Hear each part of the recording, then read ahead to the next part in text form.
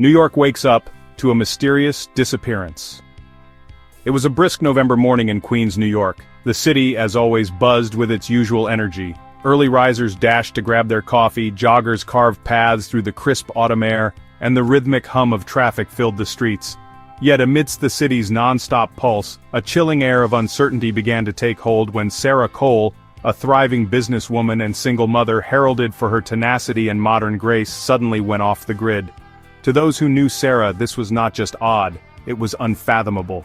Sarah wasn't just any name in New York. She was someone who had risen through perseverance, managing a string of upscale boutiques in Manhattan. She was a figure of resolve, juggling her demanding career with raising her teenage son, Alex. Sarah's reliability and punctuality were practically her trademarks, ingrained into everyone's perception of her.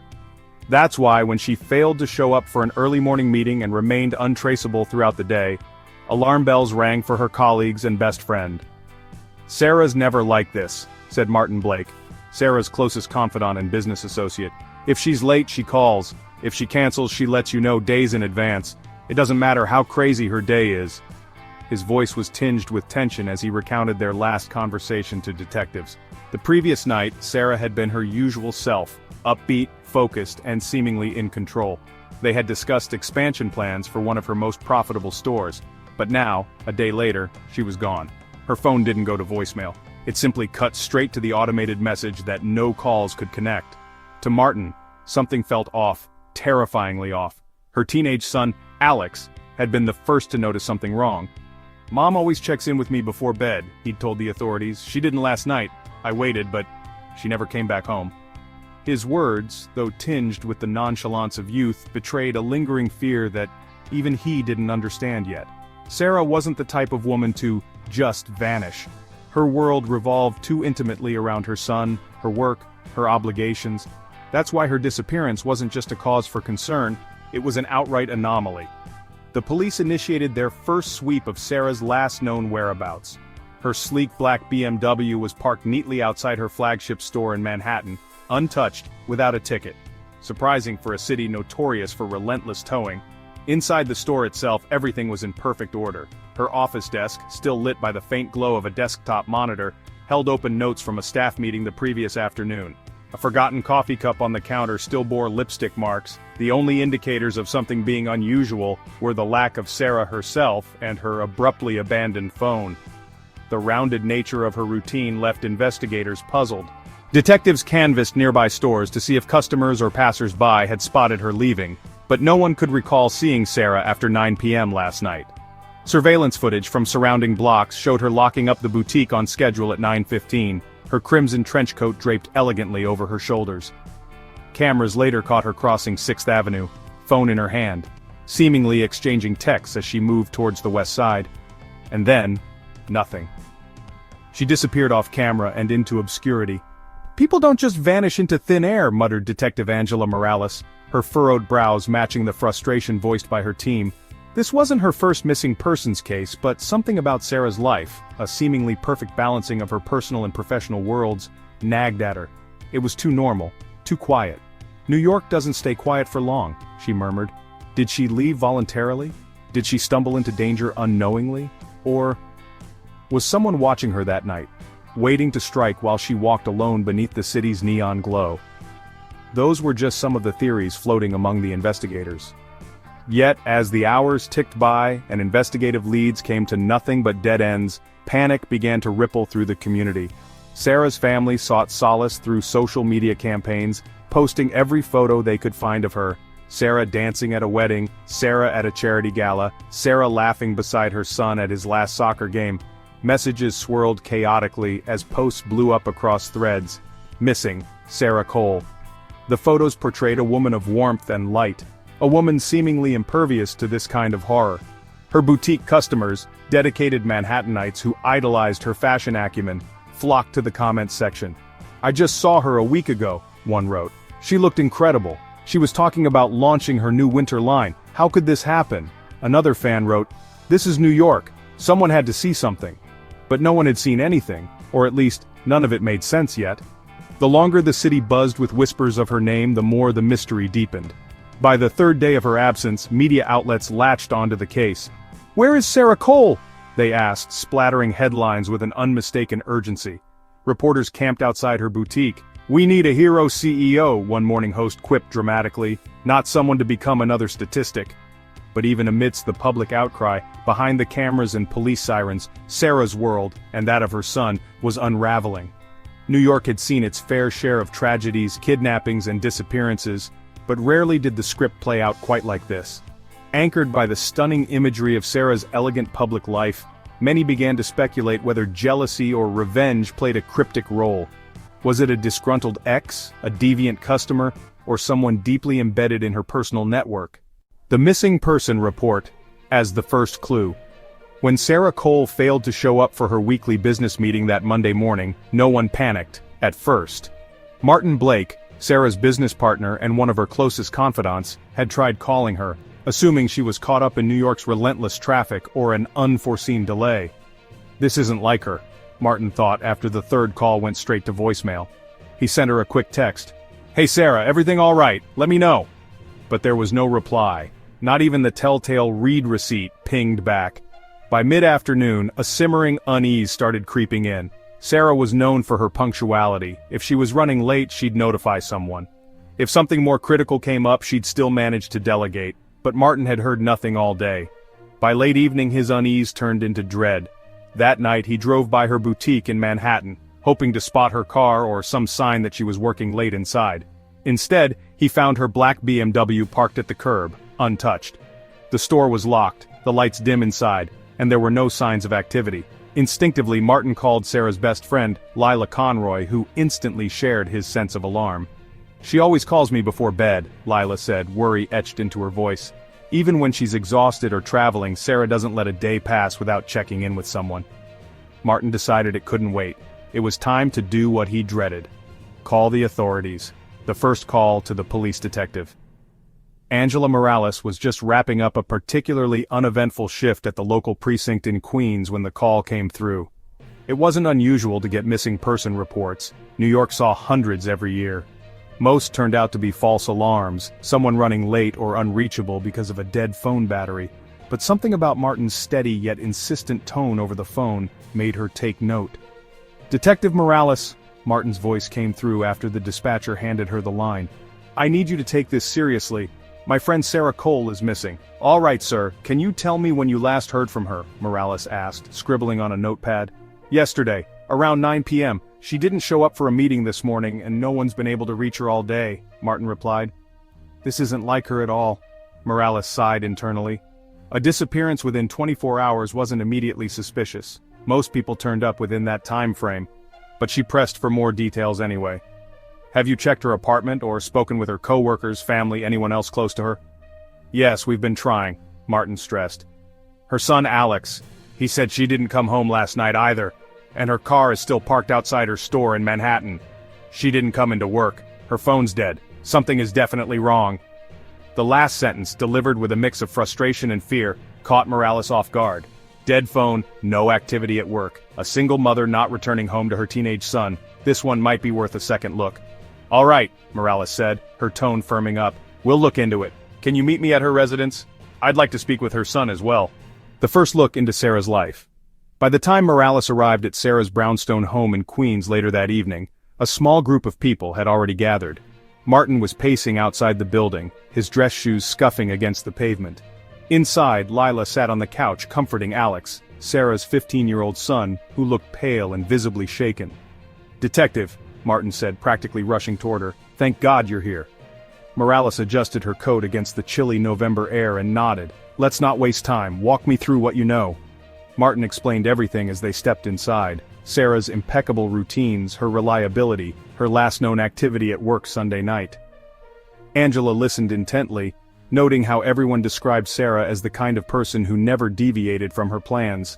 The more she heard, the more the contradiction of Sarah's disappearance began to gnaw at her. When she turned to Alex for his account, she softened her tone. "Alex, I'm Detective Morales. I'm really sorry you're going through this. Can you tell me the last time you saw your mom?" Alex clutched a half-full glass of soda in his hands. His voice wavered as he spoke. "It was last night, before bed. She always comes into my room to say goodnight, even if she's super busy. But she didn't last night." He paused, eyes darting toward the floor. When I woke up, I thought maybe she just left early for work, but then she didn't text me today. That's not normal. Angela jotted everything down.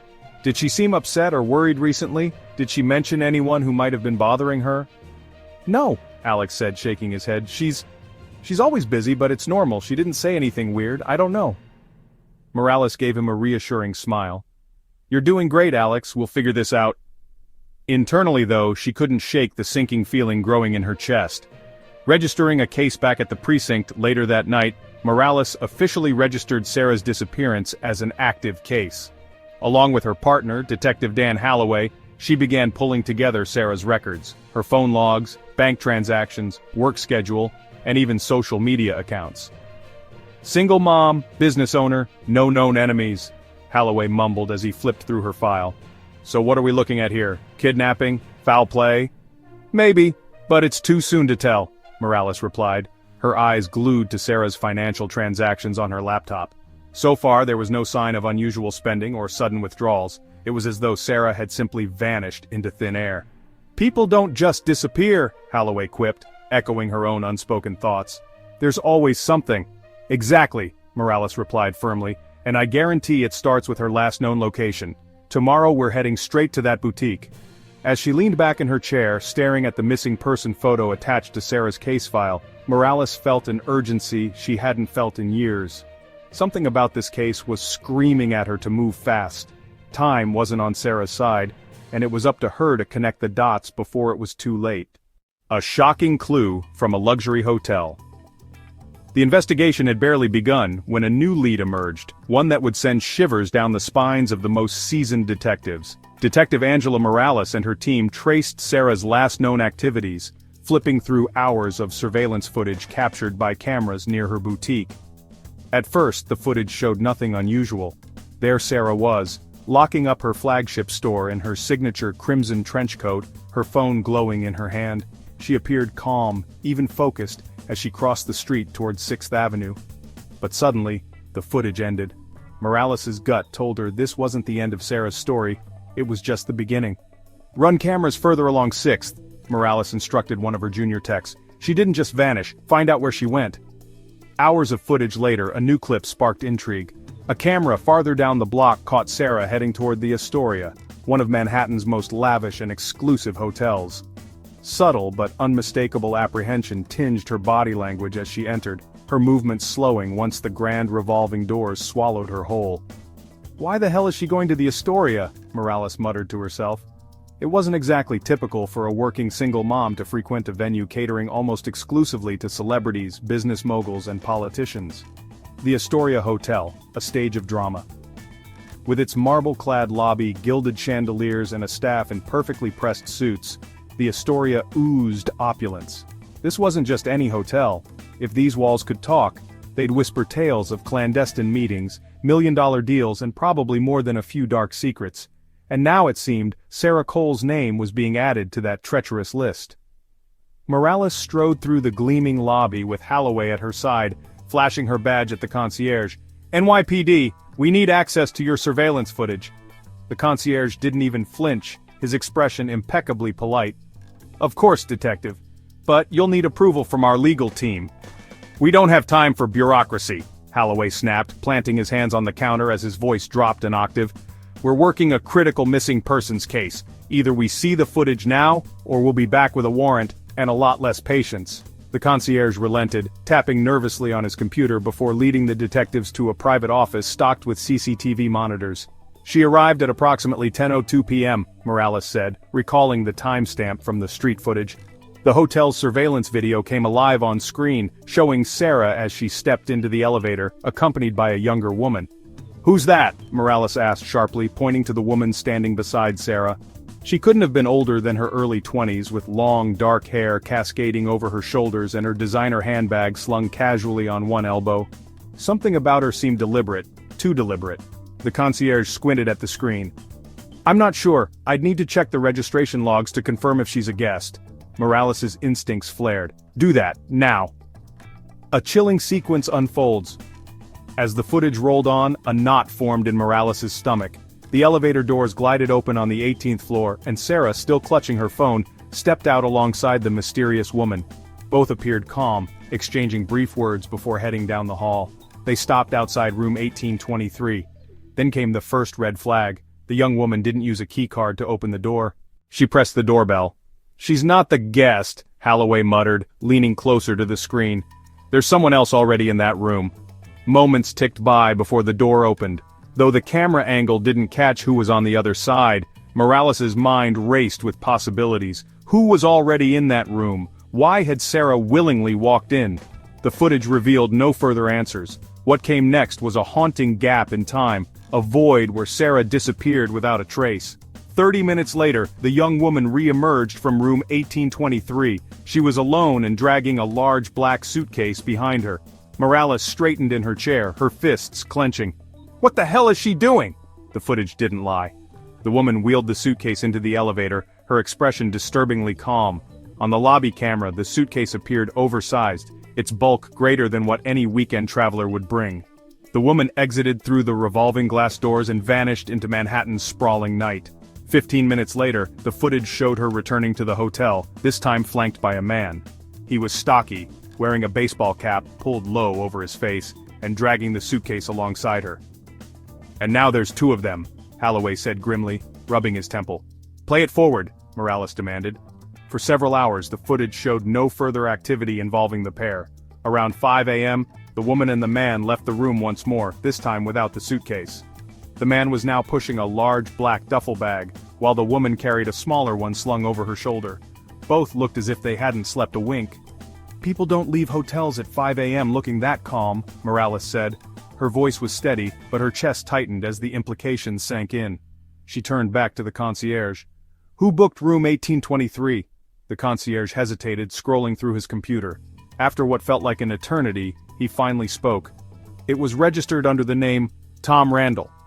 "Is he a frequent guest?" "Not exactly," the concierge replied cautiously, "but the name does raise a flag. We've had issues with him in the past, claims of suspicious activity, unpaid tabs, but nothing actionable." Holloway leaned back in his chair, scowling.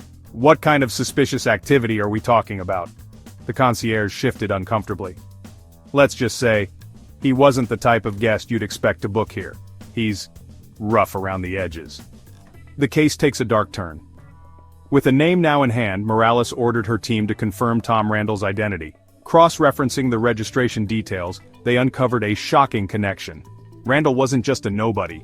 He was linked to prior investigations involving illegal activities, including theft and fraud. But Morales had a nagging thought. "It's too easy," she said to herself. Tom Randall might have been the name on the reservation, but that didn't mean he was the man in the footage. And what about the young woman? She didn't fit Randall's profile. She was too polished, too young, too calculated. "We're missing something," Morales muttered aloud. "The pieces don't fit together yet."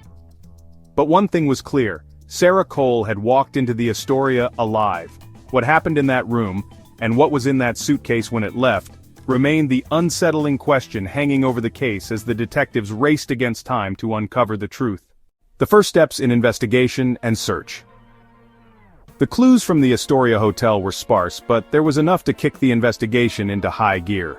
Detective Angela Morales stood in the precinct's fluorescent-lit conference room, her arms crossed tightly over her chest as she stared at the whiteboard. Pinned to its surface were photos of Sarah Cole, screen caps from the hotel surveillance footage, and the bare details they'd scraped together about the enigmatic duo. The young woman with the designer handbag and the man in the baseball cap. "All right, people," Morales began, her tone sharp and authoritative. "We've got her walking into that hotel alive and seemingly calm.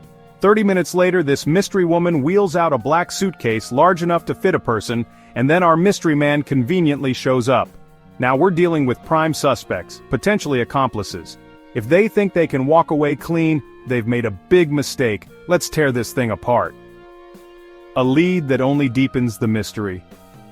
The first active task was returning to the Astoria for a more thorough in-person investigation. Detective Morales and her partner Detective Dan Holloway entered the plush hotel lobby determined. The grand chandelier overhead gleamed and a faint classical melody played. It was hard to reconcile this luxurious setting with the grim possibility of murder. Morales approached the concierge again, a no-nonsense glint in her eye. "We're going to need access to room 1823, she said, her voice leaving no room for negotiation. The concierge hesitated, casting a nervous glance around. Room 1823, it's been thoroughly cleaned since that night. We thought the guest had just checked out as usual. Holloway stepped in, lowering his voice but amping up the intimidation. Don't think for a second that cleaning the room erases what could have happened there. If you have nothing to hide, hand over the keys. The man swallowed hard and complied, handing over a master key card. It's currently unoccupied, he stammered. Let me know if you need anything else. The detectives rode the elevator to the 18th floor. There was a palpable tension between them as they stood in silence, the faint hum of the elevator echoing in the tight space. When the doors pinged open, Morales led the way, her grip firm on her holstered flashlight. Room 1823 sat tucked at the end of the corridor. Morales slid the key card and pushed the door open slowly, her sharp eyes scanning the space. The room felt eerily sterile, its features carefully reset to their default state, crisp white linens, a polished desk, and curtains drawn back to frame a stunning view of the Manhattan skyline. But no amount of tidying could scrub away the dark energy in the air, the gut feeling that something terrible had transpired here. You feel it too? Holloway asked, glancing at Morales as they entered. She nodded subtly. Let's see what the cleaners missed. The forensic sweep. Their crime scene team invaded the sterile room with their kits and high-powered lights, combing every inch for anything that screamed foul play. Within minutes, Detective Morales noticed an almost invisible dark smear on the doorframe near the bathroom. Got something, she said, motioning for forensics to swab it. The bathroom itself was a grim discovery. Though the cleaning staff had done a meticulous job on the surface, the forensic lights told a different story. Faint traces of smeared blood became visible beneath the artificial glow, concentrated around the bathtub's drain. Looks like someone tried to cover this up, Holloway muttered, crouching over the drain and running a gloved fingertip along the faint reddish residue. The forensics lead nodded grimly. We'll pull samples and run it for DNA, but if this matches Sarah Cole's, well, I'd say this confirms our worst suspicion. Morales straightened up and leaned against the bathroom doorframe. This wasn't just about taking money or intimidation, this was planned, deliberate. Somebody went to great lengths to make sure Sarah didn't leave this room alive. Her words hung heavy in the air. Following the tracks of the mysterious duo back at the precinct that evening, Morales gathered her team. The forensic findings weren't definitive yet, but the circumstantial evidence painted a dark picture. I want everything we can get on this young woman from the footage, Morales began, gesturing to a frozen frame of the serene-faced mystery woman dragging the black suitcase. Witness testimonies. Let's canvass every block near that hotel, drivers, valets, anyone who might have seen her or her male accomplice leaving with that luggage. One of the junior detectives raised a hesitant hand. Ma'am, the suitcase itself. Should we be looking into local disposal sites? Dumps or... Already on my list, Morales cut him off. But don't focus only on Staten Island. In a city this big, people get creative. Riverways, garbage chutes, hell, even abandoned buildings. She turned to Holloway. Start pushing this. Get uniforms out there. And Randall? Asked another detective, referring to the name the hotel registry had yielded, the dubious Tom Randall. Still digging, Morales replied. But the more I hear about this guy, the more he sounds like a stooge. Randall might have booked the room, but I don't buy for a second that he's the guy dragging a suitcase with Sarah Cole's name on it. Focus on the faces in the footage, trace their steps. A breakthrough at the ATM. Within hours, another development set the investigation ablaze. Surveillance from a nearby ATM revealed the young woman in the footage withdrawing cash, not once but several times using Sarah's credit card. The CCTV footage painted a startlingly clear image this time, her delicate features, her calm, nearly emotionless expression as she withdrew bundles of bills. Look at her, Holloway murmured, eyes locked on the screen. She's unnervingly calm, no rush, no fear. Morales leaned in closer. She's confident, too confident. She turned to the tech analyst. Can we trace where that card's been used next? I want to know if it's still active. On it, the analyst replied, fingers flying across the keyboard, a growing knot of questions. As the hours turned into a full day, Morales found herself pacing the precinct conference room, frustration creeping into her demeanor. Where's the man? She muttered aloud. He didn't just vanish, he's either protecting her or she's playing him. She stopped pacing and turned to Holloway. If these two weren't strangers, if they planned this together, we need to figure out their connection. Are they lovers? Friends? Hell, accomplices in some bigger scheme? Maybe she's running the show, Holloway suggested. She's the one cool as ice in all the footage. If she's got him wrapped around her finger. Morales didn't argue, but she tucked the thought away. The missing suitcase, the blood in the bathroom, and a practically faceless accomplice were loose threads that begged to be tied. Whatever had happened to Sarah Cole wasn't random, and Morales wouldn't rest until she unearthed every last detail. The trail of Emily Randall. It didn't take long for the team to put a name to the face. The woman in the surveillance footage, slim build, long dark hair, and unnerving calm, was identified as Emily Randall, a 19-year-old college student living in New York. On the surface, Emily's life seemed ordinary. She was enrolled at a small liberal arts college in upstate New York, working part-time at a clothing boutique in Brooklyn, and her social media was sprinkled with filtered selfies, snapshots of friends at coffee shops, and aesthetic photos of city parks. But beneath the layer of everyday normalcy, there was something off. Morales's instincts told her Emily wasn't just some naive college girl who stumbled her way into Sarah Cole's disappearance. She was deliberate, too deliberate, and now Morales needed answers, uncovering Emily's hidden life. "All right, what do we have on her?" Morales demanded, flipping through the thin file her junior detectives scrounged together on Emily. "She's been clean so far," said Detective Ethan Price, the precinct's youngest but sharpest analyst. "No criminal record. She's from a small town in Pennsylvania, Forest Hills. Good academic record, no trouble in school, parents own a bakery. Pretty standard stuff." "Standard stuff doesn't land you in the middle of this mess," Morales snapped. She leaned forward, studying the surveillance still of Emily dragging the black suitcase. Her body language was too calm, too poised. This wasn't the behavior of someone panicking after a spontaneous decision. What's her connection to this? To Sarah Cole? To the guy in the baseball cap? Start digging into her recent history, friends, boyfriends, finances. I need something that explains why she's in that hotel video. As Price dived into Emily's digital footprint, the threads of her life began to unravel. The college girl, or the deceiver? Emily hadn't attended classes in more than 2 weeks. Professors reported her recent absences, and a roommate said she had abruptly packed up and left their apartment one night, mumbling something vague about visiting a friend in the city. But clicking through photos and videos from her social media uncovered a pattern, a face appearing in several pictures over the past 6 months. "Who's this guy?" Holloway asked, squinting at a grinning young man with shaggy hair, towering over Emily in multiple selfies. "Tom Myers," Price replied. "He's 24, from the Bronx. His record's a mile long, shoplifting, petty theft, a couple of minor possession charges. He's not exactly Ivy League material." Morales leaned back, rubbing her temples. "So the straight-laced college girl from the suburbs hooks up with a streetwise hustler? That's not unusual for New York, but how does that escalate to murder or a missing suitcase?"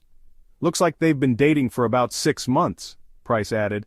"She posted about him a lot, at first, then things went dark about a month ago. No more photos of Tom, no more updates. Maybe they broke up?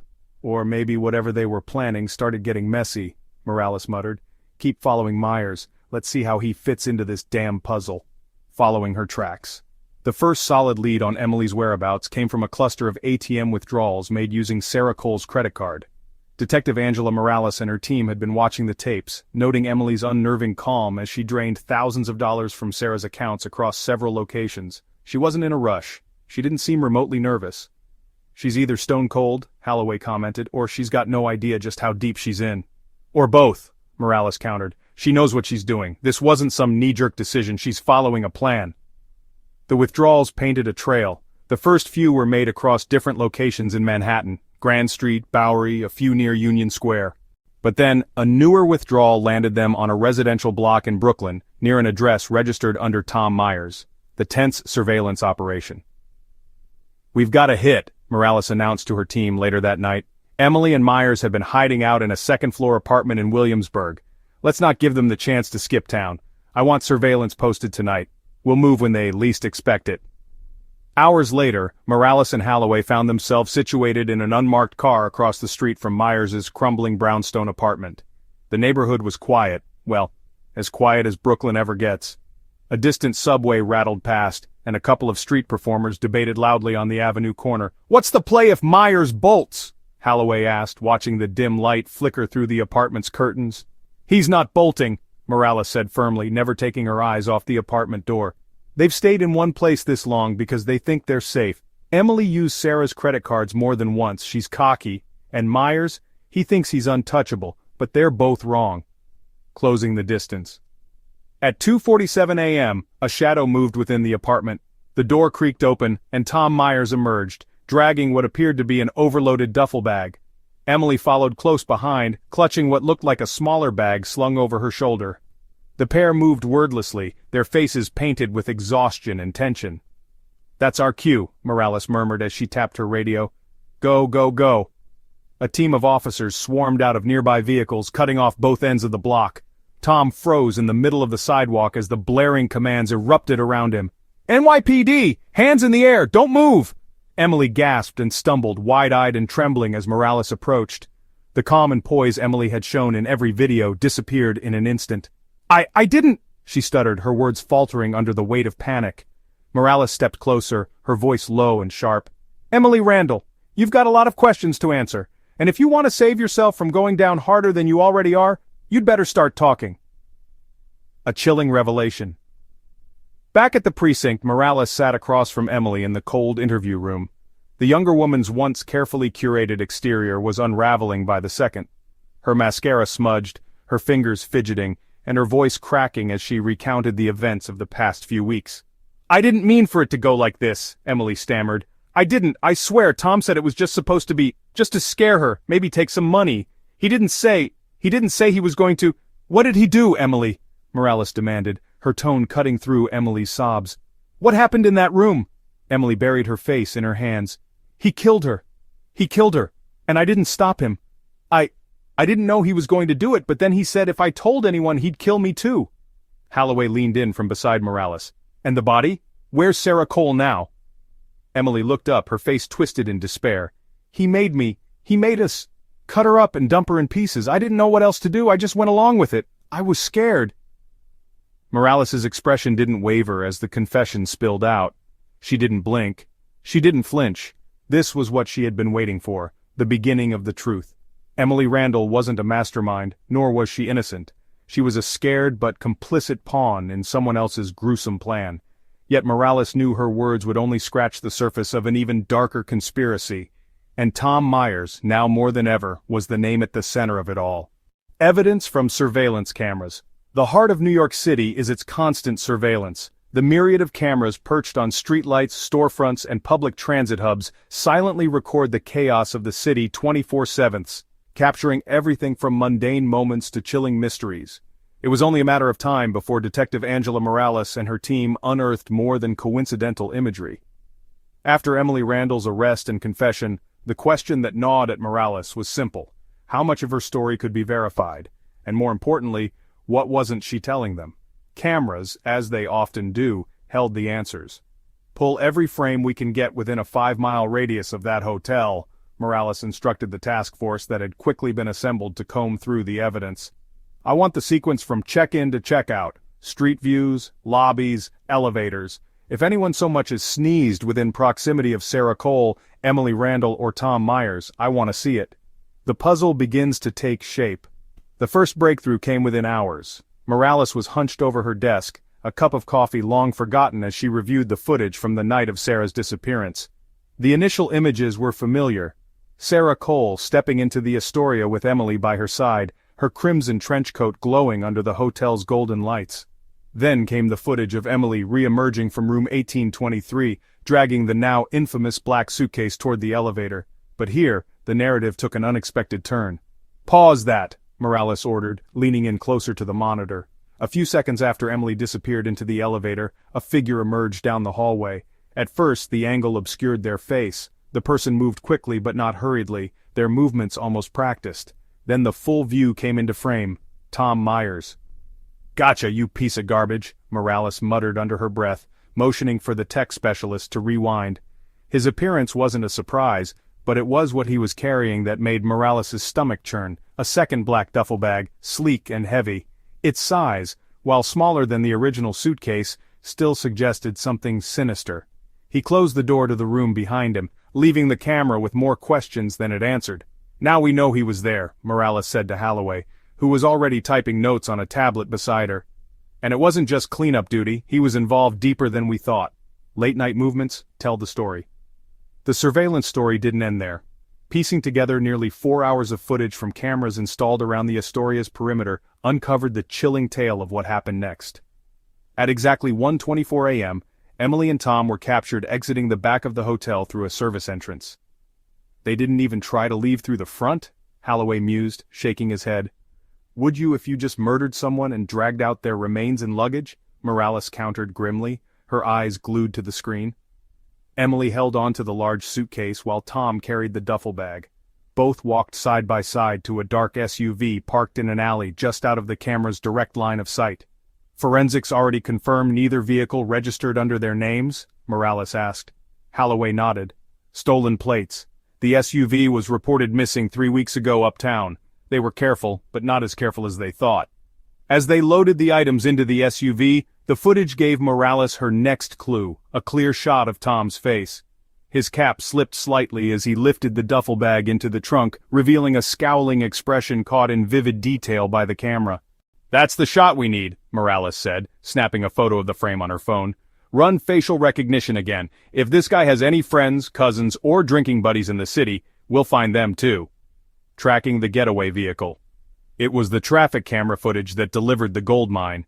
As Emily and Tom sped off in the stolen SUV, surveillance cameras down 12th Avenue picked up the vehicle entering the West Side Highway. "What's the play here?" Morales asked aloud as her team tracked the SUV's route, piecing together footage from one camera to the next. "Looks like they're heading toward the bridge," Price said, the keyboard clicking furiously under his fingers. "Holland Tunnel, maybe?" Holloway speculated. "No," Morales said, narrowing her eyes. "They're not skipping the city. They're too clever for that. Skipping town immediately draws attention. They're heading somewhere to lay low in the city or to dispose of evidence." The footage soon confirmed her worst fears. The SUV veered off onto city streets near Staten Island later that night, disappearing into a poorly lit industrial block. "Pull everything in that area," Morales barked. "Street-level cams, gas stations, loading docks. Someone saw something, and if they didn't, a camera did." Staten Island's shadows. What they uncovered from the cameras near Staten Island painted a grim picture. In a secluded lot, known for being a dumping ground for stolen vehicles, the SUV was seen pulling into an industrial warehouse at 3:08 a.m. Tom and Emily spent over an hour inside. "Care to bet on what they were doing in there?" Holloway said bitterly. "Don't need to," Morales replied, her voice taut with frustration. "They probably dumped whatever they couldn't carry or destroyed what could be traced back to Sarah." When the SUV reappeared on camera leaving the warehouse, the once heavy suitcase was missing. So was the duffel bag. "They left her behind," Morales said flatly, unwilling to say the words she truly meant. They had disposed of Sarah Cole's remains. The subway breakthrough. But the surveillance puzzle revealed one final twist. Cameras inside the Staten Island ferry terminal caught Emily leaving the SUV and entering the station alone. "Where the hell is he?" Morales muttered as she leaned closer to the screen. "Look," Price said, zooming in. Emily no longer had the perfect calm she exuded earlier at the Astoria. Her steps were hurried, frantic even, and she was visibly shaking. "We broke her," Morales speculated. "Tom probably sent her off to throw us off his trail, or maybe—" Her voice trailed off. "Maybe what?" Holloway pressed. "Maybe she wasn't supposed to walk away from this either." Her gut twisted at the thought. Tom Myers wasn't the type to leave loose ends, and a girl like Emily, whose panic was now full-blown, might have been next on his list. A case with eyes everywhere. As detectives worked through the tangled threads of surveillance, Morales felt the city itself becoming a witness. Cameras were everywhere, yes, but would it be enough to track every step of the killers, or to save anyone else from Tom Myers' chaos? With one final replay of all the footage, Morales made her decision. "We're cracking down on every neighborhood tied to this mess. We've got the pieces. It's just a matter of linking them before someone else ends up buried." But for now, the unsettling truth remained. The cameras could only tell part of the story, and Morales wasn't stopping until she exposed it all. The revelation of a brutal motive. Emily Randall's confession gave investigators a skeleton of the truth, but there were still glaring gaps. What drove Tom Myers, a petty criminal with no history of violent crime, to cross the line into cold-blooded murder? And why Sarah Cole, a seemingly unrelated woman whose life had no obvious ties to him? Morales knew people didn't commit atrocities like this without a reason, sinister as it may be. The answers began to unravel as the team pieced together the final threads of who Tom Myers truly was and the brutal motive behind his actions. A surface-level motive: money. Early in the investigation, one theory dominated the precinct: this was a robbery gone wrong. Sarah Cole was a self-made woman, the owner of a string of successful boutiques in Manhattan, and no stranger to her own headlines in local business magazines. Onlookers frequently gushed about her curated elegance, from her signature crimson trench coats to her impossible work ethic. To many, Sarah represented aspiration, success, and power. That could have made her a target, Holloway speculated during the latest strategy meeting. No one waltzes into the Astoria with a random victim unless money's involved. Tom Myers had a history of scams, small-time theft, and fraud. Maybe he planned to extort her and things went sideways. Morales wasn't convinced yet. "It's shallow," she replied, tapping her pen against the whiteboard filled with connecting photos of Sarah, Emily, and Tom. Someone who drags a suitcase out of a hotel with that much composure isn't acting on impulse. All that planning, the fake identities, this was personal. He didn't just want her money, it goes deeper. Her instincts proved dead on when financial analysts uncovered the first explosive lead. Tom Myers had recently tried and failed to secure a $50,000 loan through a shell company. The application was rejected just 3 weeks before Sarah's disappearance. But here's where fate took a dark turn. The boutique chain Sarah had built was backed by a venture capital firm. That same firm had connections to the entity that turned Tom Myers away. His request probably never went to Sarah directly, Price noted during the briefing. Hell, she might not have even known her business was tied to whatever loan fund he used. But to Tom, she was the face of the rejection. The hidden obsession.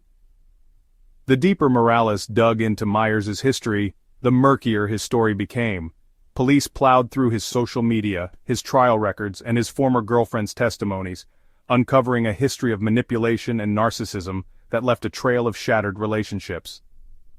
"This guy doesn't just take rejection lightly," Morales muttered as she flipped through the file on Tom's past. "He turns resentment into fixation." One former girlfriend from Tom's Bronx days, who only agreed to speak under anonymity, revealed an important key to his psyche. "Tom, he doesn't see people the way normal guys do," she said. "If you tell him no, you're not just disagreeing. He takes it as an attack, like you think you're better than him, and when he gets fixated, he won't stop. He spirals out. I mean, one day it's arguments, the next he's showing up at your job to embarrass you, digging through your life till he finds something to use against you." Morales jotted every word down. That same obsessive pattern was all over Tom's relationship with Emily as well, as later uncovered through Emily's texts and diary entries. "He pressured me into everything," Emily admitted during one interrogation. "At first it was fun, like rebellion, you know. But then he started asking for favors, calling in favors. It got darker. I didn't even know Sarah, but one day it was like he had her on this pedestal, but not in a good way. He hated her and admired her at the same time. He thought she was untouchable, and trust me, Tom hates that." The final trigger. The weeks leading up to Sarah's murder were the kind that demanded cold calculation. Tom Myers wasn't simply acting out of rage, this was his revenge, painstakingly plotted step by step. Investigators uncovered texts from Tom's burner phone to Emily. Morales read them aloud in the precinct, her voice gripped with restrained anger. "Step 1. Get in her world. She trusts women like you. Rich types always do. All we need is one meeting, then the rest falls into place." Those messages showed cold, clear intent. Tom had no intention of negotiating with Sarah Cole. From the moment he set his sights on her, she had already become a piece in his sick game.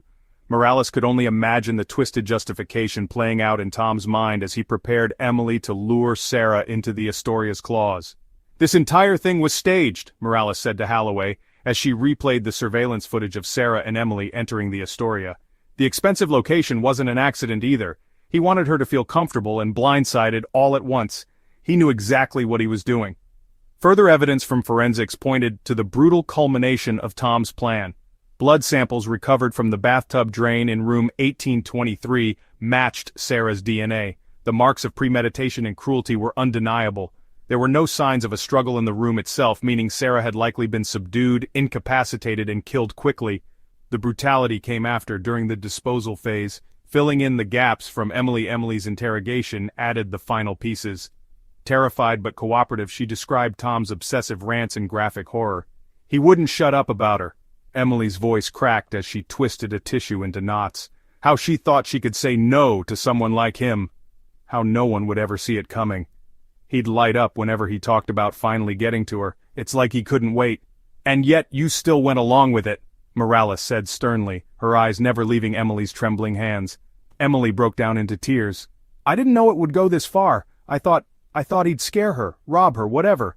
When it all started, I didn't think anyone was going to die, but then he brought the hammer. He said it was plan B. He said he wasn't going to leave a witness." "Why didn't you stop him?" Holloway asked flatly. "Because he said I'd be next," Emily whispered, her voice nearly inaudible. "And I believed him, I still do." A collision of greed and ego. In the end, Tom Myers' motive boiled down to greed, but not just for money. He wanted validation. He wanted to prove he could destroy someone powerful, shatter their world because they dared to reject him. Sarah Cole became the unfortunate embodiment of everything he despised, a world that wouldn't bow to his demands. Morales paced the precinct, her hands gripping her hips as the grim puzzle settled into place. This wasn't just about money, was it? This was ego, plain and simple. He saw Sarah as a challenge, not a person, and Emily, she was nothing but a pawn in his plan. He used her like he uses everyone. To him this was never about human lives, it was about making himself feel bigger. She leaned against the desk, staring at Sarah's portrait taped to the timeline. He thought he'd get away with it, that the whole city wouldn't notice one more missing name, but he doesn't know us, he doesn't know how this city fights back.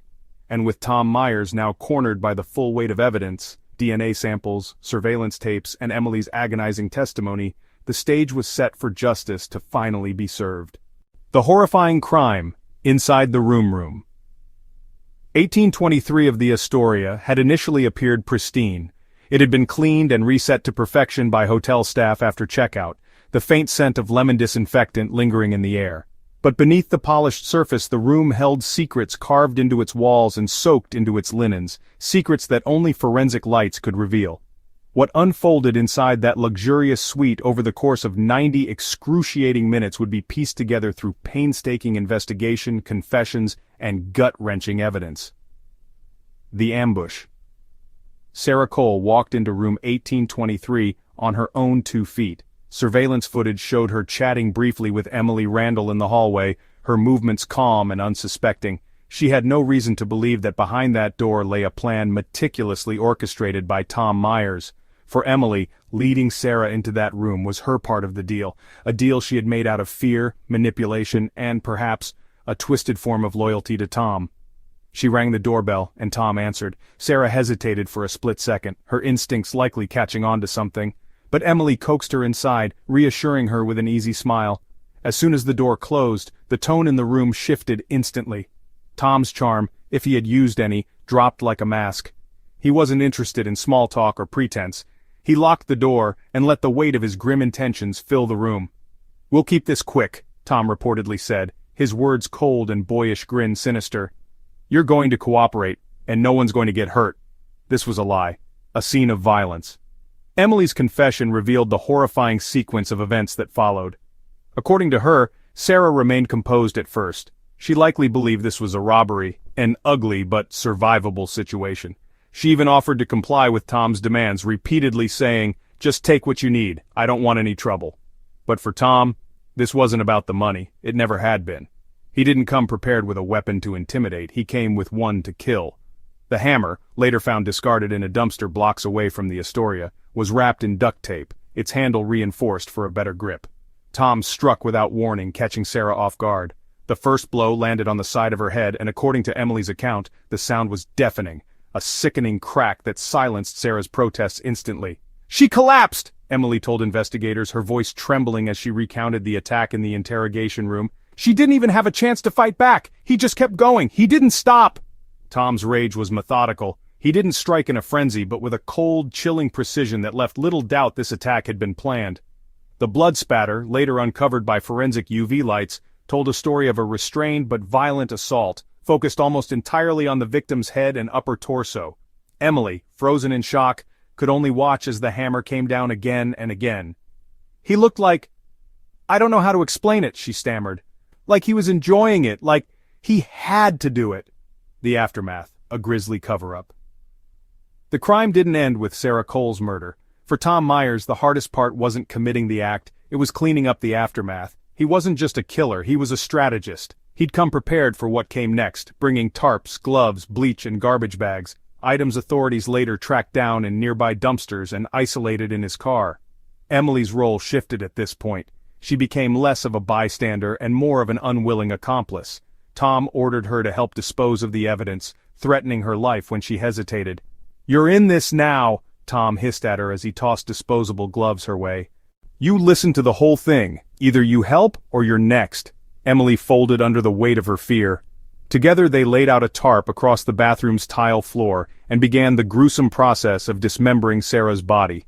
The sharp kitchen knife used, a blade taken from a set belonging to the hotel's executive kitchen, was found later in the Staten Island landfill, rusted but stained with DNA evidence linking it back to Sarah. Emily's confession detailed every horrifying minute.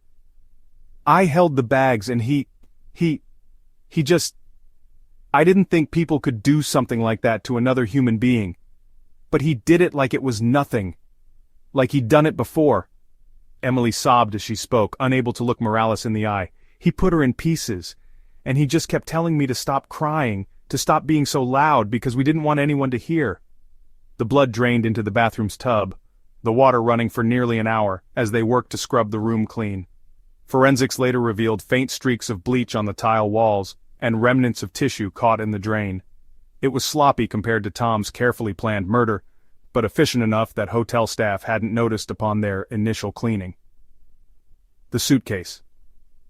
Once the dismemberment was complete, Sarah's remains were separated into portions and packed into 2 containers, a large black suitcase, which Emily was caught on camera wheeling out first, and a smaller black duffel bag handled by Tom. The suitcase, impossibly heavy but nondescript in appearance, contained the bulk of Sarah's remains. It was wheeled down discreet service elevators into the quiet streets behind the Astoria and finally loaded into the stolen SUV parked in a shadowy alley. The duffel bag? That was the most sinister piece of evidence, left behind for later disposal but monitored closely by investigators. Inside were smaller severed fragments, carefully wrapped in plastic and positioned to avoid leakage. No chance for survival. Morales paced the conference room at the precinct, angry but focused, as she reviewed the findings. "She didn't have a chance," Morales muttered, gripping a copy of the coroner's initial report. The blunt force trauma was instant and devastating. Sarah, who had lived her life crafting beauty and order into her boutique empire, met a death that was as brutal as it was senseless. "Tom wasn't targeting her life," Morales continued, speaking aloud to the team. "He was targeting who she represented to him. Someone successful, someone who wouldn't bow to him, someone who rejected him." Although the murder might have started as nothing more than a twisted display of power and rage, the methods, those carefully measured steps taken to dispose of Sarah's body, betrayed how far gone Tom Myers really was, the moment he couldn't escape. When forensic teams matched the blood in room 1823's bathroom to Sarah Cole, coupled with the trajectory of the black suitcase captured on camera, the evidence was damning. But it was Emily's testimony, raw and horrifying, that painted the full picture. "Anything he made me do," Emily whispered during her confession. "He planned. He knew what he was doing. It wasn't just about killing her, it was about erasing her." For Morales, the evidence was undeniable, but it wasn't the most haunting part. What stayed with her as she left Emily's interrogation room that night was the image of Sarah, the woman once celebrated for her elegance, resilience, and charm, reduced to a name in a case file, a victim of someone else's wrathful ambition. Sarah Cole would never be forgotten, but Morales knew justice couldn't undo the pure inhumanity of what had been done to her. All that remained was to make sure those responsible, Tom and every person who enabled him, paid dearly. The troubled past of Tom Myers. To understand Tom Myers' cruelty, Morales and her team needed to understand his past. Somewhere in the jagged edges of his story lay the roots of the rage that had escalated into cold-blooded murder. As Morales liked to say during investigations, "No one just becomes a monster, it's a slow burn." Piece by piece, the team began unraveling the life of a man who, on the surface, should have had every opportunity to succeed. But Tom Myers wasn't the kind of person who played by the rules. If his past revealed anything, it was a long trail of manipulation, privilege gone wrong, and a particular thirst for power. The privileged beginning. Tom Myers grew up in Forest Hills, Queens, in a family most would describe as the picture of suburban success. His father, Robert Myers, was a well-respected corporate attorney, while his mother, Linda, was an interior designer whose high-end clients included celebrities and politicians. From the outside, the Myers family exuded wealth and prestige. Their two-story brick colonial, complete with a perfectly manicured lawn and luxury cars in the driveway, stood as a symbol of their status in the neighborhood. But inside the four walls of their house, the story was much darker. "It wasn't a happy home," Morales muttered, flipping through pages of old family records during a team briefing. "Looks like Robert Myers was controlling as hell, and not just toward his wife. Tom bore the brunt of it." Indeed, reports from neighbors, old-school records, and later interviews with childhood acquaintances painted a picture of a volatile household. Robert Myers demanded perfection from everyone around him, most of all his son. "Tom wasn't raised, he was sculpted," said an anonymous former nanny. "His father didn't see him as a kid, he saw him as an extension of himself. I'll never forget seeing that little boy spend hours in his dad's office pretending to read law books just to avoid getting yelled at. And when he messed up, God forbid he didn't get straight A's, the punishment was scary. The man didn't hit him, but he had this way of breaking Tom down, calling him worthless, incapable. Every mistake was a mark of shame on the Myers legacy." Linda Myers, while not as openly cruel, was complicit in her silence. She redirected her focus to her clients, her shopping trips, and weekly wine tastings, avoiding the sinking ship that was her marriage. Tom learned early on that his parents' love wasn't unconditional, it was transactional. Patterns of trouble, the making of a manipulator. Tom carried the scars of his upbringing into adolescence, but instead of folding under the weight of his father's expectations, he began rejecting them. He rebelled first against school, the cornerstone of his father's dreams. At private prep schools attended by the elite, Tom developed a reputation not for his academics but for his cunning. He was charming, manipulative, and uncomfortably quick to recognize people's weaknesses.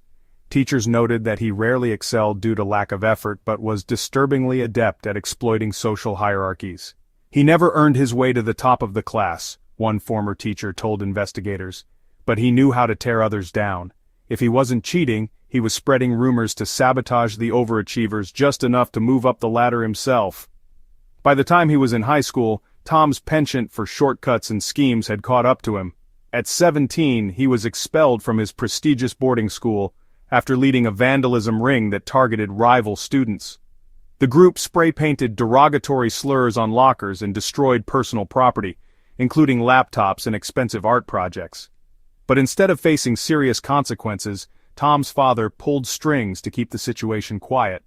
"Robert Myers got his son out of that jam, but it sent a message to Tom," Morales said during a team briefing. "Actions don't have consequences when daddy's there to clean up your mess."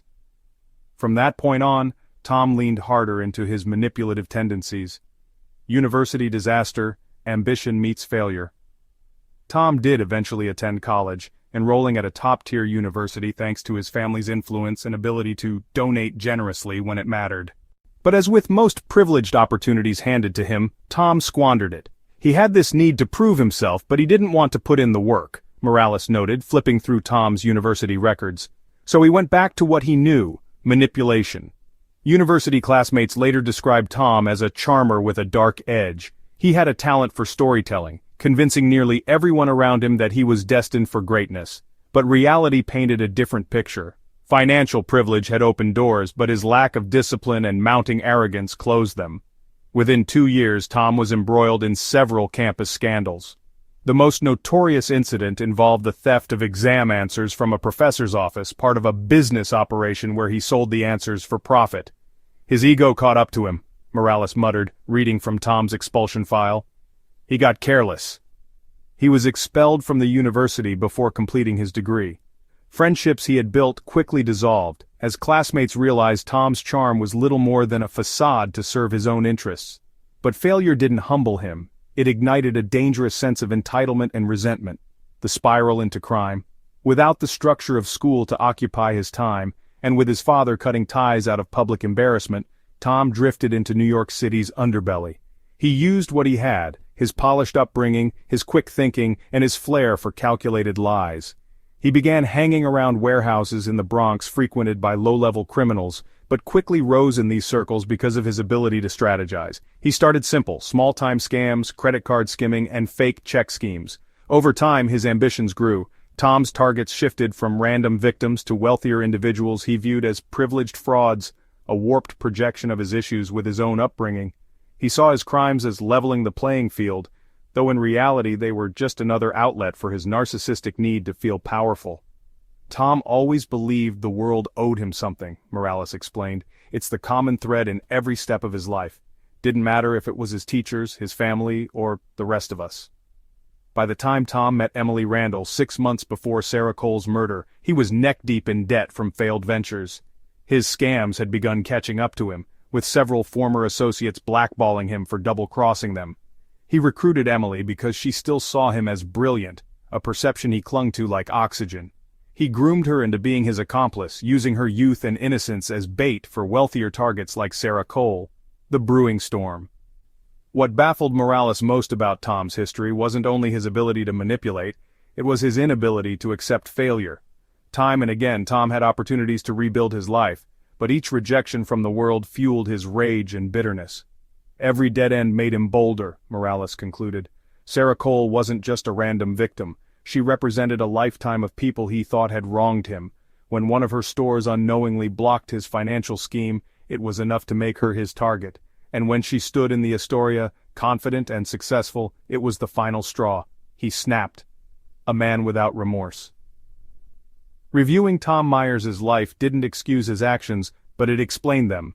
He wasn't a born killer, but a man shaped by privilege, rejection, and unchecked ego. With every red flag ignored throughout his life, and every slap on the wrist instead of real consequences, Tom became more dangerous. Tom Myers is what happens, Morales said, pacing the precinct conference room, when you let arrogance and entitlement escalate unchecked. He didn't just want Sarah gone, he wanted to erase her, to prove something to himself. Now, the team had everything they needed. Tom's past didn't just contextualize his crime, it sharpened their resolve to bring him to justice. Emily. Victim or accomplice? The image of Emily Randall walking calmly beside Sarah Cole into the Astoria Hotel haunted Detective Angela Morales. Here was a 19-year-old woman, innocent-looking and unassuming, casually stepping into one of the city's most high-profile murder investigations, yet behind those carefully curated appearances and the trembling confessions was a complex and deeply troubling question. Was she a victim caught in Tom Myers' orbit of manipulation, or was she a willing accomplice in the brutal murder of Sarah Cole? The answer wasn't simple. Morales knew Emily's involvement was laced with fear, coercion, and perhaps even a twisted form of devotion. But complicity couldn't be ignored. Morales couldn't shake the gnawing unease that Emily didn't just stumble into this darkness. She walked in willingly. Emily's shaky beginnings. Emily Randall didn't come from New York City's underbelly. By all accounts, she had an ordinary, even privileged start to life. Raised in a quiet Pennsylvania town, Emily was the kind of teenager who decorated her bedroom walls with fairy lights and Polaroid pictures. She played soccer in high school, attended a small-town church on Sunday mornings, and posted filtered images of pancakes and iced coffee on Instagram. There's no way this girl just woke up one day and joined something like this, Holloway muttered, scrolling through her pristine social media feed. But Morales wasn't so sure. The roots of Emily's involvement, however innocent they may have seemed, likely ran deeper. She had moved to New York at 18, claiming independence under the guise of attending college. But instead of diving into studies, she had fallen under the spell of Tom Myers. "He was my escape," Emily whispered during her confession. "I just wanted to be someone else for a little while. He made me feel like I mattered." But Morales saw something in the way Emily's voice cracked, something she had seen in cases before. A thin line between gullibility and guilty obedience. A pawn in a sociopath's game. Investigators began piecing together how Tom Myers had found Emily. Their relationship began like so many abusive dynamics do, charming at first, intoxicating in its highs. Tom's wit and streetwise charisma gave him an air of sophistication that Emily, fresh out of high school and eager for adventure, couldn't resist. "Tom could get you to do anything," said one of his old acquaintances, a small-time hustler who had once been drawn into one of Tom's schemes. "He didn't just ask for things, he made you believe in him, and if you didn't, well, he had a way of making you feel like you owed him." For Emily, this manipulation started slowly. At first it was petty crimes, swiping small items from stores, flirting her way into VIP clubs, or carrying fake IDs for Tom's friends. But the stakes escalated. Tom knew exactly how to exploit weaknesses, and for Emily, it was her need for validation. He promised her excitement and love, but he also promised power, an intoxicating idea for a girl from a quiet suburban neighborhood. "He always promised it'd be the last time," Emily confessed. "The last time I'd have to do something for him, but then it wasn't. It never was." By the time Tom began talking about targeting Sarah Cole, Emily was already drowning in fear and manipulation. And yet, Morales couldn't ignore the fact that Emily had agreed to be the bait. The damning evidence of willingness surveillance cameras told a vivid story, one that Morales couldn't ignore. Emily wasn't a passive bystander, she played an active role. Footage of Emily and Sarah stepping into the Astoria was filed alongside chilling ATM withdrawals, showing Emily withdrawing thousands of dollars from Sarah's credit card. Her body language in these moments was jarring. She didn't rush. There was no visible panic, no fidgeting that signaled someone being coerced. Instead, Emily moved with eerie calm, her actions precise and deliberate. "She doesn't act like someone under constant threat," Morales muttered, studying the footage. "She acts like someone following a script." But was that composure a result of fear or complicity? Emily later claimed that Tom rehearsed every step with her. According to Emily, he told her to look confident, to act natural, to avoid eye contact with security cameras. "If I messed up," Emily said during her interrogation, her trembling hands clutching a coffee cup, "he said it'd be me in that suitcase." Still, there was one moment Morales couldn't ignore. In the footage from the hotel hallway, just seconds before she lured Sarah into room 1823, Emily paused. She glanced at the door, then back toward Sarah, a flicker of something unreadable crossing her face. Regret, doubt, or cold calculation? Morales couldn't tell. Was there a choice? Morales pressed Emily hard during her interrogation, determined to understand the girl behind the trembling tears. "You had chances to run," Morales stated firmly, staring across the table. "Even after the first blow he struck, you could have run out of that room. Why didn't you?" Emily shook her head, her eyes brimming with tears. "You don't get it," she said, her voice barely audible. "You don't just leave someone like Tom. He'd find me. He'd hurt me. Maybe even kill me." She paused, her voice breaking. "When he hit her, it was like I wasn't even there anymore. It was like watching from outside my own body." "But you were there," Morales shot back, frustration creeping into her voice. "You were holding the garbage bags. You were in the bathroom while he dismembered her body, and you walked those bags out of that hotel. Why?" "I didn't know what else to do," Emily yelled, bursting into sobs. She buried her face in her hands. "I was scared. I didn't know who to call. I didn't—" Morales leaned back in her chair, studying the girl crumbling in front of her. It was hard not to pity her, but pity couldn't erase complicity.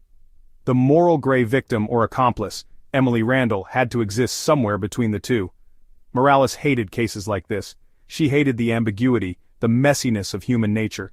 It was easy when the bad guy stood clear. Tom Myers fit that role perfectly, but Emily complicated things.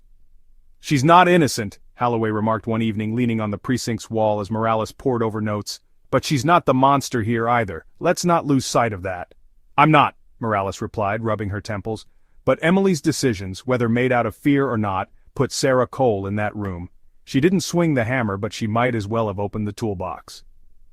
The verdict. In the end, the courts would decide Emily's role in the crime. Prosecutors pushed for a harsher sentence, arguing that Emily's actions weren't simply about survival, but premeditation. Defense attorneys leaned heavily into her vulnerability, painting her as a victim of Tom's manipulation, a young woman too scared and too entrapped to escape his control. The jury wrestled with the same question that haunted Morales. Was Emily a pawn or a player? The final judgment landed in the murky middle. Emily Randall was sentenced to 15 years in prison for her role as an accessory to murder and conspiracy to cover up the crime. The sentence was lenient compared to Tom Myers, who received the death penalty. Morales stood outside the courthouse after the verdict, staring at the city's skyline. The case was over, but the questions lingered. Would Emily's life have taken a different path if she had never met Tom Myers? Could she have found a way out, if only she had looked for it harder? Sometimes victims aren't just victims, Morales muttered to herself.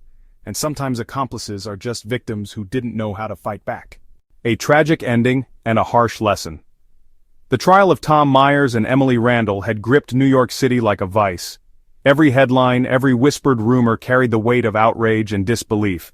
The gruesome details of Sarah Cole's murder had cracked through the veneer of normalcy and elegance that surrounded her picture-perfect life, leaving the city stunned and deeply unsettled.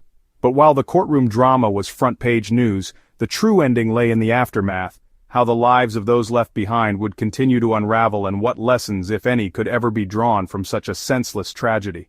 The trial, a courtroom spectacle. The trial had all the markings of a media frenzy. Courtroom sketches painted vivid depictions of Tom Myers, sitting with an air of detached arrogance, dressed crisply as though he were attending a business meeting rather than being on trial for murder. Emily Randall, in contrast, appeared to shrink into herself, her head hanging low as her tears marked the tissue she clutched in trembling fingers. Prosecutors wasted no time laying bare the horrors of what had occurred in room 1823 of the Astoria. Morales and her team's dogged investigation came under the harsh light of questioning, but it held up.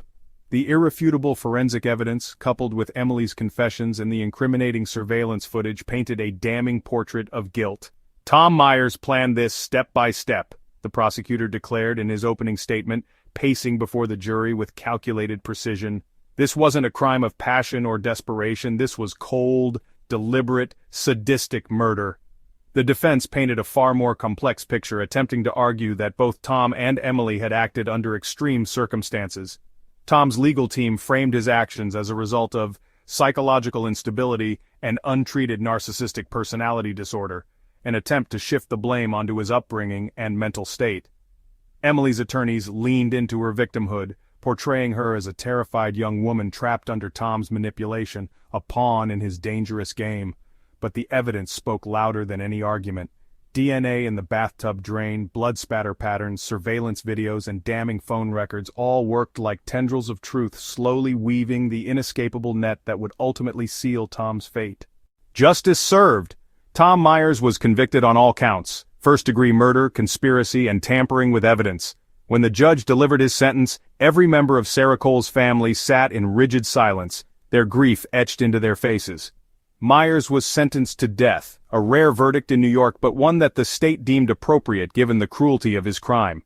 When the judge read out the sentence, Tom's reaction chilled Morales to her core. He smirked. It wasn't defiant, nor even regretful, it was hollow. For someone who had been so precise and calculating in taking another life, he met his punishment with eerie indifference. "Do you feel anything at all?" Morales had whispered to herself as she watched him being led out of the courtroom. No one answered her question, but she doubted Tom had one either.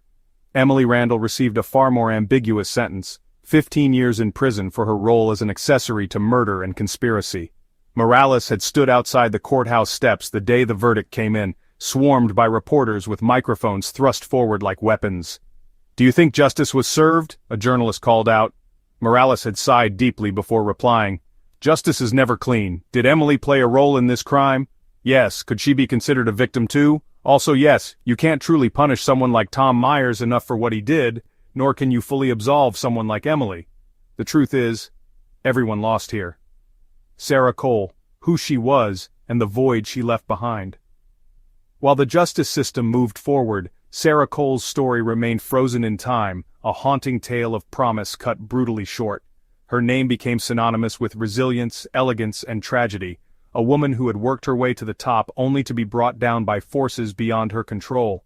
At her funeral, which drew crowds of colleagues, friends, and strangers who had followed her story, Sarah's son, Alex, delivered a short, heart-wrenching eulogy. In it, he called his mother his guardian angel long before she ever left this earth. "She taught me how to tie my shoes, how to dream big," Alex said, voice quivering. "And she taught me how to fight through whatever life throws at you. She was everything I ever knew was good in this world, and losing her doesn't make sense. It just doesn't." Morales stood in the back of the chapel that day, her police badge tucked into her coat pocket. She didn't belong there in any real capacity. She wasn't family, wasn't a friend, but she stood there anyway, unable to look away from the grief that Sarah's death had unleashed. She fought so hard to build a life full of beauty and stability, Morales thought, gripping the pew in front of her, and even that wasn't enough to protect her from monsters like him. The ripple effect. The aftermath wasn't confined to Sarah's family. Every life touched by this case carried its scars. The staff at the Astoria, who had unknowingly walked past a crime scene for days, left anonymous tips with precinct therapists, unable to shake the guilt that they hadn't noticed anything wrong. Emily's parents, devastated by their daughter's fall into darkness, cut off most ties with her, their letters to her prison cell infrequent and clinical. Even Morales herself couldn't escape the ripple effects. She lay awake many nights, running through the case in her head, wondering if there had been anything she or anyone else could have done to stop it before it happened. "This job doesn't break you all at once," Holloway told her one evening, after catching her staring blankly at the precinct's whiteboard. "It frays you little by little, case by case. You either learn to stitch yourself back together or—" His words hung heavy in the air, unfinished. Morales nodded but didn't respond. This one felt different though, it felt heavier. A lesson the city won't forget. New Yorkers were left with lingering unease, their city pulling itself into its ever-bustling pace, but with a faint tension hanging in the air. The Astoria shut down room 1823 indefinitely, its gilded hallways unable to erase the ghost of what had happened there. Sarah's friends and colleagues launched a foundation in her name to support single mothers in business, a cause she had championed throughout her life. The Cole Initiative became a beacon of hope born from the ashes of despair, promising to carry Sarah's legacy forward despite the grim context of its founding. But Morales herself didn't believe the entire city would learn the case's hardest lesson. "This could happen to anyone," she muttered to herself one evening, sipping stale precinct coffee. "Someone like Sarah, you'd think she's untouchable, but power, beauty, wealth, none of it matters with the wrong person watching you. Evil doesn't need a reason, it just needs a crack to crawl through." What haunted Morales most wasn't the crime itself, it was how easily the facade of normalcy could shatter, how quickly a life so carefully built could be torn apart. People would remember Tom Myers as a monster, Sarah Cole as a victim, and Emily Randall as someone stuck in the middle. But what they wouldn't see, what they wouldn't talk about, was how thin the line truly was between everyday life and catastrophe. Moving forward. Months later, as Morales walked down a bustling Manhattan street passing billboards, street vendors, and hurried professionals, she caught sight of a photo of Sarah Cole hanging in the window of one of her boutiques. The store was now under new management, but Sarah's face, elegant, smiling, full of life, remained. "You deserved more," Morales thought, stopping briefly to study the picture. "You deserve to grow old, to see your son graduate, to expand this empire of yours even further. And no trial or sentence will ever make up for what they took from you. But I swear, Sarah, your name won't just disappear, not while I'm still standing." And with that, Morales turned sharply down the sidewalk, the city's noises swallowing up her thoughts as she moved forward, carrying the weight of Sarah's story and others like it wherever she went. Beneath the surface of innocence. The events surrounding the murder of Sarah Cole were horrifying enough on their own. But what truly sent shockwaves through New York City, and through anyone following the case, was how it happened. Not in the shadows, not by strangers cloaked in secrecy, but in plain sight, by individuals who looked unremarkable, even approachable. Tom Myers and Emily Randall weren't faceless entities that could be easily cast away as outlaws hiding at the margins of society. They were the kind of people you might pass on an ordinary day without giving them a second thought. He looked sharp, confident, with the air of someone who belonged in high places. She was young, timid, and harmless. A teenager on the verge of adulthood. Together, they were the perfect camouflage for darkness. But behind those innocent facades were deeper truths. Ones that proved, once again, that appearances could hide even the most dangerous of intentions. The power of first impressions. Detective Angela Morales knew from the start that Emily Randall wouldn't look like someone capable of participating in murder, and she didn't. The first time Morales saw her, sitting in a dimly lit interrogation room, Emily looked like a frightened child who had been caught stealing candy. Her eyes were puffy with tears, her hands clutching the sleeves of her oversized sweatshirt like a security blanket. She couldn't stop shaking, she barely spoke above a whisper. "How did this kid get here?" Holloway had muttered as they observed her from behind the one-way mirror. "That's exactly what we're about to find out," Morales had replied. Emily's appearance and demeanor fit perfectly with what her family and friends had described. She was the sweet girl from a small town, the choir-singing, pancake-eating, Polaroid picture-taking teenager everyone had known growing up. A girl who dreamed of big-city adventures but seemed too naive for the sharp edges of a place like New York. This version of herself was precisely why Tom Myers had chosen her. Emily. The perfect mask. Morales' investigation revealed the unnerving extent to which Emily's external image had worked in her favor, not just in her everyday life but as a key tool in Tom Myers' plan. "People trust women like Emily," Morales muttered during one late-night briefing. "She doesn't look like a threat. When Sarah Cole saw her standing outside the Astoria hotel doors, smiling politely, she didn't see danger. She didn't see a predator. She didn't suspect for a moment that letting Emily into her world for even a second would cost her life. That was Tom Myers's brilliance, his ability to use Emily as a Trojan horse to infiltrate Sarah's guarded life. Sarah would have seen someone like Tom coming from a mile away. His manipulation, his false charm, his arrogance would have raised red flags immediately. But Emily disarmed her defenses. Emily, with her wide eyes and hesitant smiles, made Sarah feel safe. Tom had groomed her for this exact purpose, to be the unassuming key that unlocked the door. Tom Myers, the sharp-dressed predator. The contrast between Tom and Emily fascinated Morales as much as it infuriated her. Tom's appearance was the complete opposite of Emily's. Where she was quiet and unsure, he exuded confidence.